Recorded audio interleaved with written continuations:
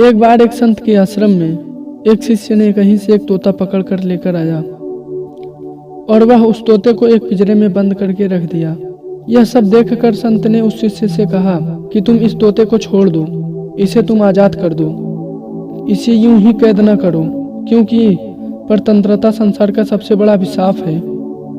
यह सब सुनने के बावजूद भी वह शिष्य अपने बाल सुलभ को रोक न सका और उस तोते को उस पिंजरे में बंद करके रखा।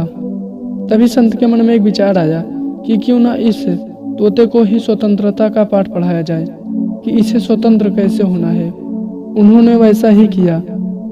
पिंजरा अपने कुटी में मंगवा लिया और तोते को नित्य ही सिखाने लगे कि पिंजरा छोड़ दो, उड़ जाओ। वो यही बात को तोते को सिखाते। कुछ दिनों में तोते ने यह वाक्य भली भांति सीख लिया। ऐसे में समय बीतता गया। एक दिन सफाई करते समय भूल से पिंजरा खुला रह गया था और संत कुटी में नहीं थे। कुछ समय पश्चात संत कुटी में आए तो देखा कि तोता बाहर निकलकर घूम रहा है और वह बड़े आराम से बोल भी रहा है कि पिंजरा छोड़ दो और उड़ जाओ, पिंजरा छोड़ दो और उड़ जाओ। और संत को आता देखकर वह पुनः पिंजरे के अंदर चला गया और अपना पाठ बड़े जोर जोर से दोहराने लगा।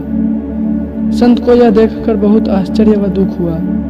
वे सोचते रहे कि इसने केवल शब्द को ही याद किया। काश यह इस शब्द का अर्थ भी जान रहा होता तो यह इस समय आज़ाद हो चुका होता। तो दोस्तों, इस कहानी की सीख यही है कि इस तोते की तरह हमें भी यही सिखाया जाता है कि अच्छे अंक कैसे लाएं, क्लास में टॉप कैसे करें। इन सब से हम उस ज्ञान से वंचित रह जाते हैं जिस ज्ञान को हमें पाना चाहिए।